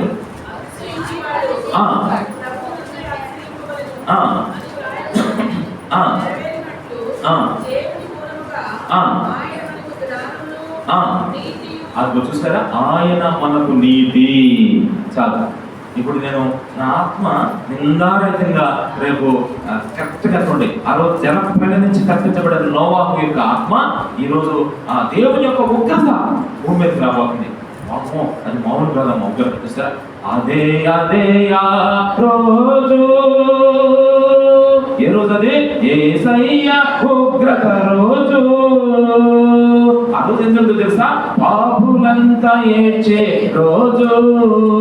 పాపులందరూ ఏడుస్తారంట. చూస్తారా? దొంగలంతా దొరికిపోతారంట. అమ్మో, ఆ రోజు శ్రమ నుండి తప్పించే నాదుడు లేడు. ఎవరు చెప్పుకుంటారో చెప్పు, ఎవరు చెప్పుకున్నా అర్థం. చూస్తారా? ఎవరు మీరు తప్పించలేరు. నిజంగా ఆ జలప్రళయంలో అంత భయంకరమైన 5 మూరలెత్తున భయంకరమైన చూస్తారా? ఆ వస్తున్నప్పుడు అబ్బా తల్లి జాడ పిల్లకు లేక, పిల్ల జాడ తల్లికి లేక, చెట్టుకొకరై పుట్టకొక్కరై అనాథులుగా అరిచే రోజు. ఎంత భయంకరంగా పడుతుంది తెలుసా? డాడీ మమ్మీ బాబాయ్ మామయ్య ఎవరో మీకు చెప్పేది దిక్కులతో చెప్పబో. నీకు అసలు దిక్కులేని చావైపోతారు. మామూలు ఒక్కొక్కరు ఒక్కొక్క రకంగా అయిపోతారు. అంత భయంకరమైన ఉగ్రత భూమి మీదకి ప్రళయంగా రాబోతుంది. జాగ్రత్త. మన ఆత్మ నిందారహితంగా ఉంటేనే తప్పించబడతాం. అయితే నువ్వు భయపడొద్దు. మన ఆత్మ నిందారహితంగా చేసేది ఎవరు తెలుసా? యేసుక్రీస్తు. ఆయనలో ఉన్నాము మనం. ఎందుకంటే ఆయన విడిచిపెట్టాం. ఆయన విడిచిపెట్టాం. రోజు ఒక ఆమె కంటే 3 కొడుకులు అన్నాం. 3 కొడుకులు అనమాట. ఒక ఆయనేమో చైనాలో ఉంటాడు, ఒక అతనేమో లండన్లో ఉంటాడు, ఒక అతను అమెరికాలో ఉంటాడు. ఇది చాలా కాలం క్రితం ముగ్గురు కొడుకులు బాగా చదివించింది, పంపించేసింది. ఇప్పుడంటే కనకాకు వచ్చేస్తున్నాను. ఆ రోజు ఫ్లైట్లో రావాలంటే ఎన్ని డబ్బులు పెట్టాలో తెలుసా? అందుకని వాళ్ళ మమ్మీ ఇంటికాడే ఉంటుంది ఇండియాలో, వీళ్ళు మాత్రం ఫారెన్లో ఉంటారు. అయితే ముగ్గురు 3 దారులు వెళ్ళిపోయారు. అయితే విచిత్రం ఏంటంటే వీళ్ళు చిన్న కొడుకు వేసుకున్నప్పుడు నమ్ముకున్నాడు. వీళ్ళు బాగా ఉద్యోగాలు చేసి పెద్ద అబ్బాయి అంట ఎప్పుడు వాళ్ళ మమ్మీ కంటే డబ్బులు పంపిస్తాడంట, డబ్బులు పంపిస్తాడంట. రెండో అబ్బాయి ఏమో బంగారం పంపిస్తున్నాడంట, బంగారం. ఇక మూడో అబ్బాయి ఏంటంటే ఎప్పుడు చూసినా ఏం చేస్తాం యేసు గురించి చెప్తూ బైబిల్ పంపించాడంట. ఇక ఈ అమ్మగారు ఏం చేస్తారంటే పెద్ద అబ్బాయి గురించి బాగా చెప్తున్నాడు అందరికి, రెండో అబ్బాయి గురించి చెప్తుంటే మూడో అబ్బాయి గురించి చూసి అతనిదాన్ని అన్నాక ఒక దగ్గర అమ్మాయి నాకు ముగ్గురు కొడుకులు అది ఎదురునమ్మాయి అందంట. ఎందుకు ఎదురంటే మూడో అబ్బాయి వాడు ఉద్యోగం చేస్తాడు కానీ ఇదిగో ఈ బైబిల్ పంపించాడు అమ్మాయి నాకు చూడు వస్తాడు అని చెప్పేసి చూడమ్మా అని పక్కన పెట్టేస్తున్నాడు. ఇప్పుడు కొన్ని సంవత్సరాల తర్వాత ఆమె పెద్ద అనారోగ్యం వచ్చిందంట, పెద్ద అనారోగ్యం వస్తే వెంటనే పెద్ద అబ్బాయి ఫోన్ కొడుతుంది. అబ్బా ఏం చేస్తామంటే ఎందుకమ్మా భయపడతావు, నేను ఇచ్చాను డబ్బులు నీకు పెట్టో, ఎంత కావాలని పంపిస్తే డబ్బులు అన్నాడంట. ఇక రెండో అబ్బాయి ఫోన్ ఏంటంటే నీకు బంగారం ఉంటే అదే పోయింది అన్నాడంట. బంగారం హ్యాండ్ వేసుకుంటే ఆరోగ్యం పోయిందమ్మా, అనారోగ్యం పోయిందా? ఇలా అంటున్నా నేను, ఒక 10 నమస్సులు బంగారం ఒక చిన్న చైన్ చేసుకుని వేసుకుంటే మీ క్యాన్సర్ పోతాయి అన్నా. ఏం చెప్పండి ఇప్పుడు? ఓహో బంగారం ఎంత డిమాండ్ వచ్చేస్తుంది కదా, ఇంట్లో నేను బంగారం ఇచ్చాను వేసుకో, బంగారం లాంటి తల్లి ఏమవుతుంది అన్నాడంట. పాపం వేసుకుంటే బంగారం వేసుకుంటుంది, డబ్బులు ఖర్చు పెట్టి హాస్పిటల్కి వెళ్తే అనారోగ్యం పోలేదంట. కానీ చిన్న కొడుకు మాత్రం గుర్తు రాలేదమ్మా. ఎందుకని చెప్పండి? చిన్న కొడుకు బైబిల్గా ఎప్పుడు వేసుకోవడం పడ్డాడు కదా, ఇక తట్టుకోలేక డాక్టర్ మా వాళ్ళు కాదన్నారంట. అప్పుడు కొట్టిందని ఫోన్ చిన్న కొడుకు, అమ్మ ఎందుకమ్మా బాధపడతామని చెప్పేసి వెంటనే ఫోన్లోనే చక్కగా వాక్యం చెప్పి వాక్యం తీయించి నేను రోజు ప్రార్థన చేస్తూ వాక్యం చెప్పాడంటమ్మా. ఆ బైబిల్ చదవడం ప్రార్థన చేయడం అద్భుతంగా ఆ వ్యాధి నుంచి స్వస్థత చేసిందంట దేవుడు. అంటే సరే ఈ బంగారం డబ్బు కంటే బైబిల్ గొప్పదంట. దేవుడికి స్తోత్రం. చూసారా బైబిల్, అయ్యా బంగారం నాకు వద్దయ్యా, డబ్బులు నాకు వద్దయ్యా, ఏం కావాలి నువ్వు ఇచ్చిన బైబిలే నాకు విన్నయ్యా, బైబిల్ ఉంటే చాలు, అసలు నువ్వు లేకపోతే పర్లేదు అనంట. చూసారా ఎంత గొప్ప ఆశ్చర్యం నిజంగా. అందుకే చూడండి జనరేషన్ ఎట్లా ఉందో చూడండి. అందుకని మీరు భయపడద్దు, ఒక్కడే గుర్తుపెట్టుకోండి. ఎంత భయంకరమైన ఉగ్రత భూమి మీదకి వచ్చినా, ఎట్లాంటి జనరేషన్ లో ఉన్నా నీ ఆత్మను నిందారహితంగా కాపాడే బాధ్యత నేను తీసుకుంటా అని చెప్పింది ఎవరు? మిమ్మును పిలిచిన వాడు ఎవరు చెప్పండి? నమ్మకమైన వాడు కనుక అలాగూ చేయను. క్లియర్ అయిపోయింది నాకు రాత్రి. డౌట్ ఏం పర్లేదు ప్రభా, నేను నీలోనే ఉంటానయ్యా. తప్పు చేసిన నీలో, అందుకే నేను మీకు మరీ చెప్పాను, తప్పు చేసిన ఆయనలోనే ఉండు. మన పప్పి కూడా అదే చెప్పాను. ఇప్పుడు నిజంగా పప్పి అయింది అమ్మాయి. ముద్దుగా పప్పి అని తెలుసుకుంటే ముద్దుగా ఏంటమ్మా చిన్నపిల్ల కొత్తగా జన్మించి దేవుడు నమ్ముతుందని చెప్పేసి పప్పి అని తీసుకుంటే నిజంగా పప్పి అంటే అదే తెలుసా? ఒక్క పిల్ల. నిజంగా అమ్మాయి ఇప్పుడు ఒక్క పిల్ల అయింది. పేరు సాధన, అందుకే పేరు మార్చలా. ఎందుకు మరి ఆ పేరు పిలవాలంటే పిలవలేకపోయాం మనం అమ్మాయి. ఎందుకు మరి అమ్మ లక్ష్మి అన్నానికి అనిపించలేదు, పప్పే. ఇప్పుడు నిజంగా ఆ పేరు నిలబెట్టింది మన పప్పి. ఎంత ఆశ్చర్యంగా ఉంది. ఎప్పుడైతే ఆవిడ కూడా చెప్పాను, మీకు ఎంత బాధగా ఎన్ని తప్పులు చేసినప్పుడు అనుకోండి, ఆ తప్పులు చేసినప్పుడు ఎక్కడ ఉండాలి? ఎంత పెద్ద వర్షం వచ్చినా ఎక్కడ చెప్పండి? ఇంట్లోనే ఉండు. అలా ఉంటే ఒక్కరోజు మీకు ఫీల్ చేస్తున్నాము. దేవుడు ఎప్పుడు చేస్తాడు తెలియదు, సంధిస్తాడు దేవుడు. నేను వెళ్ళిపోతాను బయటకంటే వెళ్ళిపో, అయిపోతావు జాగ్రత్త. ఎందుకంటే దేవుడు మనల్ని కాపాడలేడమ్మా. ఆ చేతిలో కోడి రెక్కల కింద పిల్లలు ఉంటేనే సేఫ్టీ.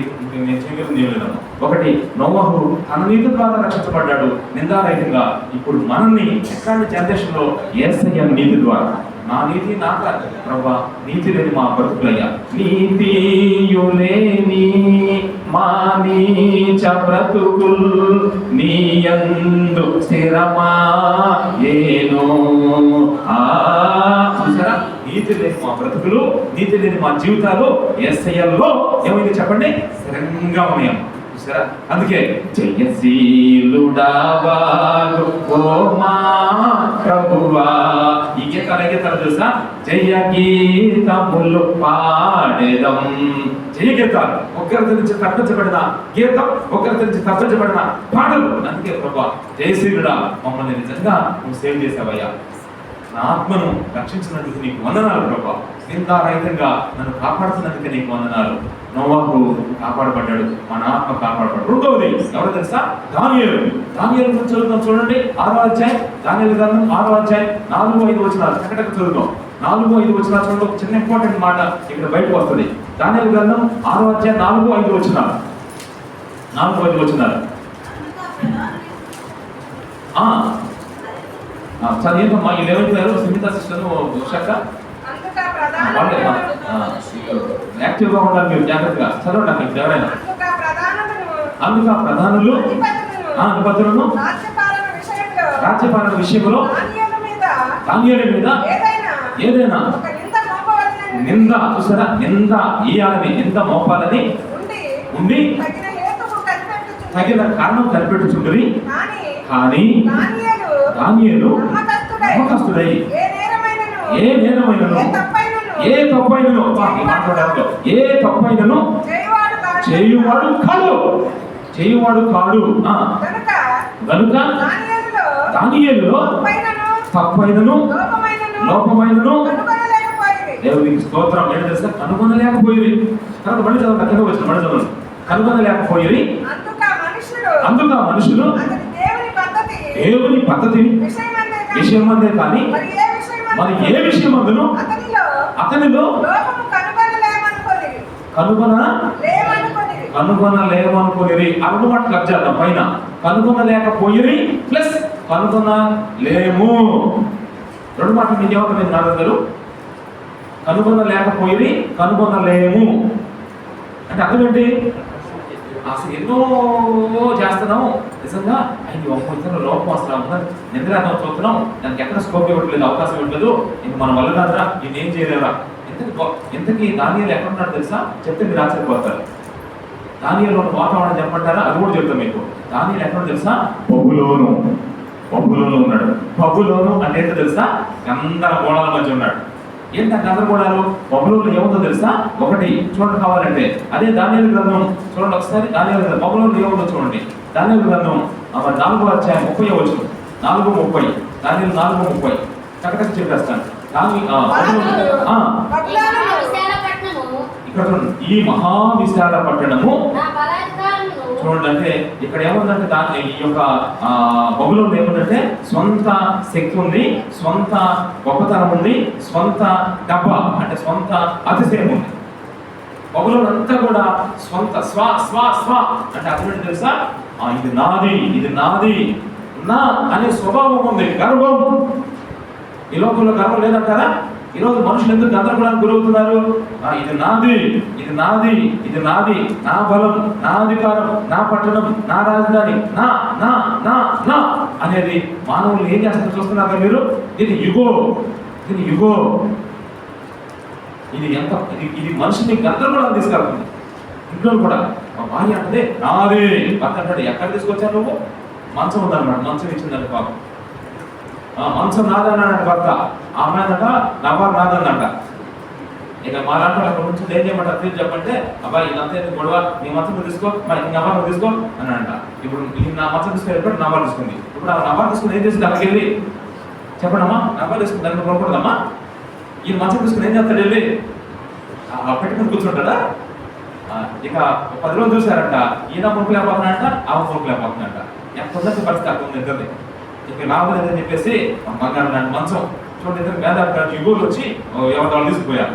ఇక మళ్ళా దేవుడు జ్ఞానోదయం ఇచ్చాడు. ఇకలే మన నవాలు వచ్చేస్తున్నాం. ఇప్పుడు మంచం హ్యాపీ అమ్మ మా నాన్న కూర్చోబెట్టదు చక్కగా. అందుకని చూడండి, యుగో అంతా కూడా నాదే, ఎవరిదైతే నీ దగ్గర తీసుకో. గందరగోళానికి గురైపోతున్నారు మనుషులు ఈరోజు. అదే బబులోనులో ఉంది. అంత స్వనీతి, అంత స్వశక్తి, అంత సొంత గర్వాల మధ్యలో ఇప్పుడు దానియేలు ఉన్నాడు. రావడం చూడండి, అంత మానసిక పొంగిపోయి ఉండడమా. ఆ తర్వాత అదే దానియేలు గ్రంథం అయిపోయింది. ఇప్పుడు నెక్స్ట్ ప్రకటన గ్రంథం 18వ అధ్యాయం. ప్రకటన బబులోనులో ఏముందో చెబుతున్నా. ప్రకటన 18:2. బబులోనులో ఏముందంటే అంత స్వంత నీతి, స్వంత శక్తి. దానియేలు 18:2 చదవండి. ప్రకటన అతడు ఇట్లను మహాబబులోను ఊడిపోయిను, అది దెయ్యములకు నివాస స్థలమును, అది చూసారా, దెయ్యాలకు నివాస స్థలమును ప్రతి అపవిత్రాత్మకు అపవిత్రతకు ఉనికిపట్టు. ఉనికిపట్టు. అది ఆపండి. ఇప్పుడు బబులోను దేవుని అపవిత్రతకు ఉనికిపట్టు. ఉనికిపట్టు అంటే తెలుసా, అసలు అపవిత్రత ఎక్కడ స్టార్ట్ అయింది? నీ ఉనికి ఎక్కడుందో తెలుసా? నీ డేట్ ఆఫ్ బర్త్ ఎంత? నవంబర్ 6. అది నీ ఉనికి లోక సంబంధంగా. ఇప్పుడు అపవిత్రత అపరిశుద్ధతకి ఎక్కడ స్టార్ట్ అయిందంటే బబులోను దగ్గరే స్టార్ట్ అయిపోయింది. అంటే ఒక్కసారి ఆలోచించండి, బబులోనులో ఎంత అపవిత్రత ఉందమ్మా, ఎంత అపవిత్రత ఉందో. ఇంకా చెప్పాలంటే అదే 18వ అధ్యాయం 3వ వచనం చదవండి. 3. ఏలయనగా ఆ. సమస్తమైన జనములు ఆ. మోహోద్రేకముతో ఆ. కూడిన దాని వ్యభిచార మద్యమును ఆ. తాగి పడిపోయిరి. ఆ. భూరాజులు ఆ. దానితో వ్యభిచరించిరి. ఆ. భూలోకమందరి వర్తకులు ఆ. దాని సుఖభోగము వలన సుఖభోగములు. చూస్తారా, అంటే విలాసాలు, వాళ్ళు భయంకరమైన విలాసమైన జీవితాలు, బ్రతుకులు, లగ్జరీ లైఫ్ ఎక్కడుందో తెలుసా? బబులోనులో ఉంది. అంటే ఇప్పుడు 3 చెప్పాను ఇక్కడ. ఒకటి సొంత నీతి, సొంత శక్తి, సొంత గర్వం అని చెప్పాను. అదే గర్వం ఒకటి ఉంది. రెండోది ఏముంది? అపవిత్రత ఉంది. మూడోది సుఖభోగాలు ఉన్నాయి. ఇంకా అదే ప్రకటన గ్రంథం 18వ అధ్యాయం 12వ వచనం చదవండి. 18-12 ఇది చెప్పాలని సమయం సాగలేదు. లోకములోని వర్తకులను ఆ. ఆ పట్టణమును చూచి ఇంకోటి తెలుసా, వ్యాపారం అంతా అక్కడే ఉంది బబులోనులోనే. వ్యాపార ధోరణి అంటే వ్యాపారం అంతా అక్కడ జరుగుతుంది. బబులోనులో చూడండి ఎంత వ్యాపారం ఉందో, బబులోను ఎంత అపవిత్రత ఉంది, బబులోనులో విపరీతమైన విలాసాలు ఉన్నాయి. బబులోనులో ఏముందో తెలుసా? ఆశ్చర్యంగా గర్వం ఉంది. ఇక ఆదికాండం 11వ అధ్యాయం 4వ వచనంలో బబులోనులో ఏముందో తెలుసా? ఆదికాండం 11:4 పేరు సంపాదించుకుంటున్నారండి. అదే బాబేలు, అదే బబులోను. తెలుసా మీకు? బాబేలు పట్టణం కట్టాలనుకున్నారు. ఆదికాండం 11:4 చదవండి. మరియు వారు మనము భూమి అన్నంతటా చెదిరిపోకుండా ఒక పట్టణమును ఒక గోపురమును కట్టుకొని పేరు చూసారా? ఇప్పుడు బబులోనులో ఏముందో తెలుసా? జీవపు డంబం, పేరు సంపాదించుకోవాలి. ఇప్పుడు చెప్పండి ఎన్ని విషయాలు బబులోనులో ఏమేమి ఉన్నాయి? 1 పేరు సంపాదించుకోవడం, 2 గర్వం, 3 అపవిత్రత, 4 విలాసాలు, 5 వ్యాపారాలు, సుఖభోగాలు. మరి ఒకసారి ఎంత భయంకరమైన పరిస్థితుల మధ్య విచిత్రం చెప్పండి, ఎంత భయంకర పరిస్థితులు దానియేలు అంటే ఎలా బతికాడు చెప్పండి? నింద లేనివాడిగా, లోపము లేనివాడిగా. విచిత్రం చెప్పిన సింహాల బోన్లో వేశారు తీసుకెళ్ళి, సింహాల బోన్లో. ఆ రోజు నోవాహు యొక్క ఆత్మను, నోవాహుని ఆ జలప్రాణం తప్పిస్తే ఇప్పుడు దానియేలు కూడా కష్టం వచ్చింది బాగా. ఇప్పుడు దానియేలు ప్రాణానికి, నీ ఆత్మను దేవుడు నిందారంగా కాపాడతాడు, నీ ప్రాణమును కూడా. ఇప్పుడు దానియేలు తీసుకెళ్ళి సింహాల్లో వేస్తే ఏమేమి చెప్పండి? సింహాల నోడు మూయించేశాడు. నీ ప్రాణాన్ని దేవుడు ఎక్కడికి ఏం చేయడమ్మా? గుర్తుపెట్టుకో, ఎంతమంది అపవాది నుంచి మిమ్మల్ని కాపాడతాడు దేవుడు. నిందారహితముగా కాపాడే బాధ్యత అయిందే. మిమ్మల్ని పిలిచిన వాడు అలాగ చేయను. ఇప్పుడు నోవాహు తన నీతి ద్వారా కాపాడబడ్డాడు. దానియేలు తన నీతి ద్వారా. ఇప్పుడు నేను ఎవరి నీతి ద్వారా తెలుసా? కేవలం అమ్మా దానియేలు లాంటి నేను పరిశుద్ధత లేదు ప్రభా, దానియేలు లాంటి పరిశుద్ధత లేదయ్యా, దానిని ఎంత మంచిగా జీవించాడయ్యా, ఎంతో ప్రయాసపడుతున్నాను, నా వల్ల కావట్లేదు ప్రభా. అయితే అన్నాడు, నేను ఉన్నాను కదా నువ్వు అన్నా అన్నాడు. అదే ప్రభా నాకు అంటే ఎంత ఇష్టం ప్రభా. ఎంత నాకు బాగా ఇష్టం. ఇష్టం మీకు ఇష్టం ఇష్టం మీకు. ఎవరైనా నాకు తమ్ముడు అడిగితే ఒకరోజు కాలేజీలో అడిగారంట కొంతమంది, ఏమో తెలుసా? మీ అభిమానం ఎవరో చెప్పన్నారంట. కానీ మహేష్ అన్నాడంట, చెప్పలు కొట్టారంట అందరూ. ఇంకొకళ్ళు వేసేమో చిరంజీవి అన్నాడు, చెప్పలు కొట్ట. మొత్తం ఒక అబ్బాయి అన్నాడంట, మరి లేడీ పేరు చెప్పాడంట. లేడీ పేరు ఈ మధ్య ఎవరో లేలాని వస్తుందంటే ఎవరో నీకు తెలియదులేమ్మా, నీకు తెలియదు తెలుసా? చెప్పేవాడు తెలుస్తుంది నీ పని. ఎవరో చెప్తారు ఇక్కడ, ఎవరమ్మా? మా అమ్మ మీకు తెలిసి మామూలు కాదు మీరైతే, అందుకే మీకు కష్టం పట్టింది. నేను ఏంటంటే ఒక యాడ్లో చూశాను అనమాట. ఆయన చెప్తున్నాడు శ్రీలీల అంట, శ్రీలీల గుడిచూడు అమ్మాయి ఫ్యాన్ అయిపోయాడు పాపం. ఆ పాస్టర్ గారు అమ్మాయి ఉందంట అక్కడ, పాస్టర్ గారు అమ్మాయి ఏం నువ్వు చెప్పేంటి అమ్మాయి అంటే నుంచుందంటే అంటే ఏసఐ అందంట. ఎవరు చంపకూడలేదంట, ఎవరు చంపలేదంట. కూర్చోలే చెప్పాలి అన్నాడు ఈయన. చూసారా లోకస్తులు అర్థంటారు. కానీ నిజంగా ఎవరమ్మా నీకు ఇష్టం చెప్పి ఏం చెప్తారు చెప్పండి మీరు? ఇష్టం తెలుస్తాం దగ్గర. ఎందుకంటే ఆయన మన ఆత్మను ప్రాణాన్ని నిర్ధారణ కాపాడతానని చాలా స్పష్టంగా చెప్పాడు అమ్మ దేవుడు. అందుకే డోంట్ వరీ, ఈ రాత్రి ప్రశాంతం నిద్రపోవడం. పాస్టర్ గారు వాళ్ళు చెప్పలేక కానీ బాధ నిద్రపోవాలి. కానీ మన పర్లేదు దేవుడు మేము కావాలంటే కంటాడు. కానీ బాబోయ్ నేను వాక్యం అడిగితే మీరు అట్లా ఉంటారంటే నేను వాక్యం అడిగితే చెప్పలేను, మీ దిగులు పోయింది యేసుప్రభు రాకంటే కూడా నాకు అదే భయం మిమ్మల్ని. అందుకే జాగ్రత్త అమ్మా, దేవుడు మనతో ఉన్నాడు. యేసయ్య ఆయన నీతి మనం కాపాడు. ఏ నీతితో తెలుసు ఆ నీతి?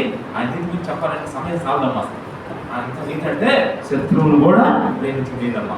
మంచికి మంచి, చెడుకు చెడు. ఈ లోకంలో ఎంతవరకు ఉండాలి అంతవరకు ఉంటారు. తేడా వస్తే లేపేస్తానంట ఈరోజు జనాలు. కానీ వేసుకున్నప్పుడు తెలుసా, నువ్వు మంచి చేస్తే మంచిగా ఆయన, చెడు చేస్తే నేను మంచిగా చేస్తానయ్యా, నా నీతి మంచిగానయ్యా, నువ్వు పాపం చేస్తే నీకు మంచిగా చేస్తానయ్యా అని చెప్పాడు అమ్మా దేవుడు. నిజంగా అట్లాంటి నీతి పాపం చేతి కూడా చేస్తా ఉంది. సెకండ్, ఇప్పుడు సింహాల గుహలో నుంచి దానియేలు దేవుడు తప్పించాడు. సరే తప్పించాడు.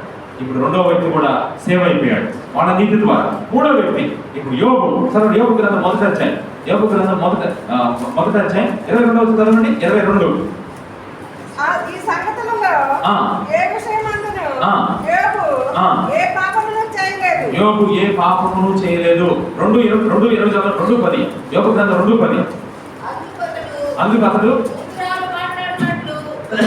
మూర్ఖురాలు మాట్లాడినట్లు నువ్వు మాట్లాడుతున్నావు.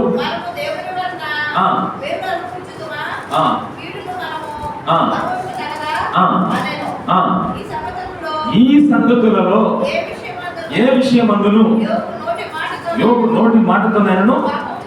ఇప్పుడు 2 మాటలు చదివారు మీరు. యోబు 1:22, 2:10లో యోబు ఏ పాపము చేయలేదు అన్న మాట విన్నారా లేదా? నోటి మాటల ద్వారా. అంటే ఈ 2 మాటలు బట్టి యోబు ఎవరు చెప్పండి? నిందారహితుడు. యోబు ఎవరమ్మా? నిందారహితుడు. ఎట్లా నిందారహితుడు అయ్యాడు తెలుసా? విచిత్రం. ఎట్లాంటి పరిస్థితుల మధ్య నిందారహితుడుగా ఉన్నాడు తెలుసా? చెప్తే మీరు ఆశ్చర్యపోతారు. ఎట్లాంటి పరిస్థితుల్లో దేవుడు ఒక్క మాట కూడా లేదమ్మా.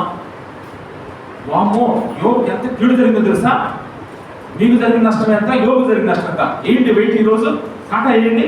యోబు ఎంత జరిగిందో తెలుసా? యోబు మొత్తం 10 మంది పిల్లలమ్మా. 10 మంది పిల్లలు, 7 కొడుకులు, 3 కుమార్తెలు. తెలుసా మీకు? పక్కన పెడదాం. తర్వాత యోబుకి ఎంత ఆస్తుందా? 3,000 మందులు ఉన్నాయంట. 500 శాతం ఎడ్లు గాడిదలు ఉన్నాయంట. అమ్మో, ఎంతమంది పనివాళ్ళు ఉన్నారు చూడండి. అసలు రోజు దేశంలో హైయెస్ట్ ఎత్తినానంట పర్సన్. ఇప్పుడు ఆశ్చర్య విషయం చెప్తాను చూడండి. ఒక రోజు వచ్చిన ఒకే రోజు ఏం జరుగుతుందో చెప్తాను చూడండి. ఒకే రోజు 10 మంది పిల్లలు చచ్చిపోయారు. నీకు 1-2 చచ్చిపోయారు, బాధపడుతున్నామేమో. ఆఫ్టర్ ఆల్ దేవుడు వాక్యం మీకు నేను చెప్పడం కదా, ఎవరితో పోలుస్తున్నాం మన జీవితాలు. 10 మంది పిల్లలు ఒకే రోజు చనిపోయారమ్మా. 1, 2 మొత్తం ఆస్తి గీస్తి మొత్తం సుడిగాలు వచ్చి మొత్తం లేకపోయింది. అగ్నితో ఆవులు అయిపోయింది. పొలాలు గేలాలు ఆస్తి మొత్తం క్లియర్. ఇప్పుడు యోగుకి ఏమీ లేదు. కానీ తప్పు చేశాడా? నిందించడానికి స్కోప్ ఇచ్చాడా? యోగు ఏ పాప ఏం నీతండి ఆ నీతి. ఇప్పుడు ఎక్కడికి వచ్చింది తెలిసి శరీరానికి వచ్చింది ఎఫెక్ట్. ఇంత కాకపోతే అదే రోజు ఏమి చెప్తా, శరీరం మీదకి ఏమొచ్చింది? కుష్టి వచ్చిందన్న. కుష్టి వచ్చేసి ఎక్కడ చూసిన శరీరం అంతా అసలు బట్టలు చిన్నది చుట్టుకొని అక్కడ బూడిదలో కూర్చొని చిన్నపిల్లతో అలా కూకుంటా ఉన్నాడు. ఎంత అసహ్యం కనపడుతుందో. అట్లాంటి పరిస్థితుల్లో కూడా దేవుడు ఒక్క మాట కూడా లేదన్నమా. ఎంత రైతుల్లో పెట్టాడు, ఎంత రైతులు. ఇప్పుడు చూడండి, అందుకే యోగ శరీరాన్ని సాదృశ్యంగా తీసుకుంటే మన శరీరం ఎంత భయంకరంగా ఉన్నా సరే, ఎన్ని నష్టాలు పోయినా, ఎంత కష్టమైనా దేవుడు అది గొప్పడు తెలుసా. ఇప్పుడు యోగు తన నీతి ద్వారా యోగు ఏమైనా చెప్పండి, కాపాడబడ్డాడు. అందుకే యోగేశ్వరి గ్రంథంలో 14 దాకా అదే చెప్పాడు. వారి నీతిని మాత్రం బట్టి వాడు మాత్రం సేవ్ అవుతారు. ఇప్పుడు వచ్చి చెప్పిన యోగు నిందారహితుడు. వచ్చిన అనారోగ్యాల నుంచి, వచ్చిన ఉపద్రవాల నుంచి రక్షించాడు. దానియేలు నిందారహితుడు, సింహాల గుహల నుంచి తప్పించాడు. నోవహు నిందారహితుడు, జలప్రాణం నుంచి తప్పించాడు. ఆత్మ, ప్రాణము, శరీరం, ఈ 3 వాళ్ళ నీతి ద్వారా తప్పించబడ్డారు. ఎట్లాంటి ప్రజల మధ్య చూసాక, ఎట్లాంటి పరిస్థితుల మధ్య, ఎట్లాంటి ప్రజల మధ్య. దేవుడు ఏమన్నా చేవ తెచ్చిన వాళ్ళు అనుకుంటారా? ఈ మామూలే కదమ్మా. ఇప్పుడు నీ పరిస్థితి ఎలా ఉందో నాకు తెలియదు. ఒకడు యోగు లాంటి సిచ్యువేషనా, లేదంటే దానియేలు లాంటి బబులో గందరగోళంలో ఉన్నావా, లేదంటే ఒకవేళ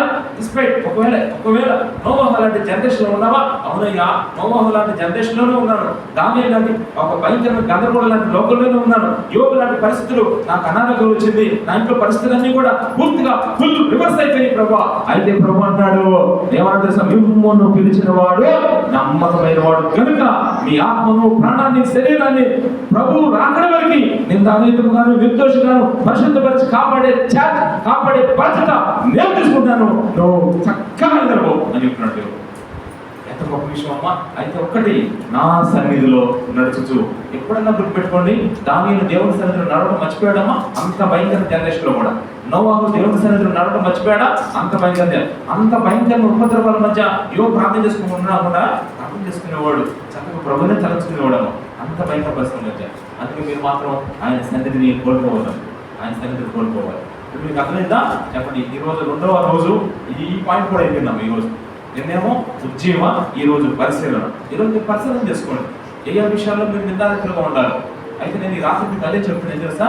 నిందారహితులు కాపాడుతాడు. అయితే నీ ప్రయత్నం కూడా చేయాలి కదా. నువ్వు నీ ప్రయత్నం చేయకుండా కనీసం నేనేమన్నాను, మిమ్మల్ని అమ్మ మీరు తప్పు చేయొద్దు, అమ్మ మీరు చేయొద్దు అట్లా చేయాల్సింది చేయండి. ఏమన్నా నేను జస్ట్ ఆ సరిధిలో నడవండి. నేను చెప్పే పాయింట్ అందరికి అర్థమవుతుందో లేదు. ఒకటి, రోజు ప్రార్థన చేసుకోండి అమ్మా, రోజు వాక్యం చదువుకోండి. చూడండి, అసలు మీకోసం దేవుడు లిస్ట్ ఇచ్చాడు. అసలు ఈ పాయింట్ దగ్గర 40 పాయింట్లు చూడండి. అసలు సరే చక్కగా ఒక్కొక్కటి కనీసం ఇంప్లిమెంట్ చేస్తే ఎంత చక్కగా ఉంటుందమ్మా. మన ప్రయోజనం కోసమే వెళ్ళి ఎంత చక్కగా దేవుడు కొట్టి అలా ప్రింట్ ఇస్తే కనీసం ఎవరు దాన్ని చూడకూడదు. అడిగితే కానీ చూడట్లా, ఎవరు పట్టించుకోవట్లా. అదేమంటే ఏం పట్టించుకోవచ్చు, అల్లెట్టుకోమా ఏం అంటుంది అబ్బాయి ఏమన్నా. ఒక్కసారి మీరు ఆలోచించండి. చిన్న ప్రయత్నం, ప్రార్థన చేసుకోవడం మానొద్దు, వాక్యం చదవడం మానొద్దు, మందిరానికి రావడం, వర్షం వచ్చినా, గాలి వచ్చినా, వాన వచ్చినా, వరద వచ్చినా, శ్రమలు వచ్చినా, కష్టాలు వచ్చినా, ఇబ్బందులు వచ్చినా, ఎరుకులు వచ్చినా, ఇక ఏమొచ్చినా సరే ఏం చేయాలి చెప్పండి. మీరు ఏం చేయాలి? నిందారహితంగా ఉండాలంటే 3 మాదిరి. 1 నోవహు, 2 దానియేలు, 3 యోబు. ప్రార్థన చేసుకుందాం. అందరం కూడా అందరూ కళ్ళు మూసుకొని ప్రార్థించారు. అందరూ ఎక్కడ వాళ్ళకి ప్రార్థించారు. కళ్ళు మూసుకోండి. మోకరించవచ్చు ఎవరైనా. కళ్ళు మూసుకుంది ఒకసారి. మీకున్న అనారోగ్యాల దృష్ట్యా ఆ ఉన్న పని చేయండి, పర్వాలేదు. దేవుడు ఎంత మంచివాడో తెలుసా? మనం పిలిచాడమ్మా. ఆయన అబ్రహాము పిలుపు యొక్క ప్రత్యక్షత తెలిసింది. నిన్ను నన్ను దేవుడు పిలిచాడు, నువ్వు భయపడదు. మన ఆత్మ, మన ప్రాణం, మన శరీరం 3 దేవుడు కాపాడతాడు. ఆత్మను ఆ భయంకరమైన నరకం నుంచి తప్పిస్తాడు. ప్రాణాన్ని ఇప్పుడు సైతాన్ని ఇచ్చే ఈ భయంకరమైన గందరగోళాన్ని తప్పిస్తాడు. ప్రాణం సొడబడతా ఉంది ఈ మనుషుల మధ్య. శరీరం కూడా రేపు దేవుడు ఆశ్చర్యంగా తీసేసి ఇంకో శరీరం వేస్తాడమ్మా. మళ్ళా దేవుడు యోగుడు ఉన్నంతలు ఇచ్చాడు ఆశీర్వాదం. తెలుసా మీకు? ప్రార్థన చేద్దాం, నడుపుకుందాం. ఒక్క నిమిషం. ప్రభు ఈ రాత్రి నాతో మాట్లాడిన విషయాన్ని బట్టి నీకు వందనాలు. ప్రార్థన చేసుకుందాం. క్లుప్తంగా ప్రార్థన చేయడం